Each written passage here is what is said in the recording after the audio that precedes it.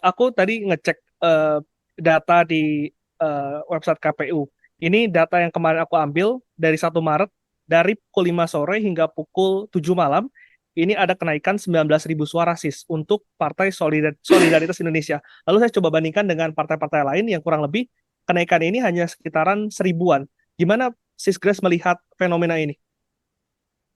Iya, saya pikir ini masih eh, normal, masih wajar, karena kan kita tahu bahwa ini masih sampai di proses kecamatan dan masih banyak eh, mekanisme yang bisa ditempuh kalau memang saksi-saksi partai misalnya menemukan ketidakcocokan dalam input data atau penghitungan data.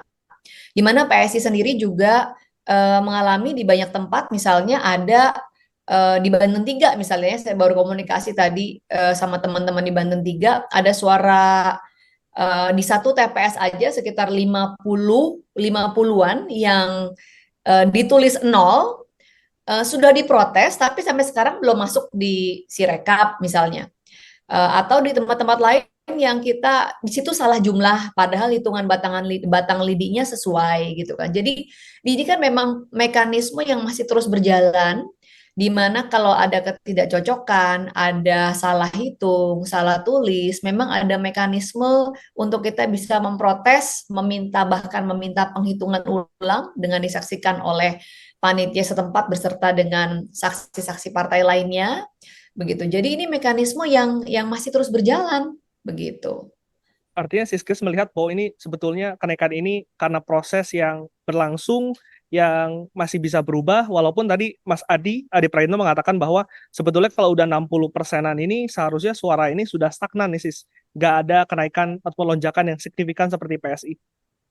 Ya, kalau dikatakan demikian ya saya pikir masih debatable ya. Kalau kita lihat nih misalnya berdasarkan hitung cepat indikator PKB itu dinyatakan 10,65. Ternyata berdasarkan real count KPU yang 65% saat ini 11,56, berarti melesetnya 0,91 tuh, gitu kan. Ada lagi Gelora misalnya, menurut hitung cepatnya indikator juga 0,88. Tetapi sekarang menurut real count 1,43, berarti melesetnya 0,55 begitu. Jadi ini malah menurut catatan kami gap yang paling besar begitu kan. PSI baru gap sedikit udah diributkan, dianggap sebuah anomali, padahal anomali yang lebih besar lagi terjadi di PKB dan Gelora, kok nggak ada yang ributin.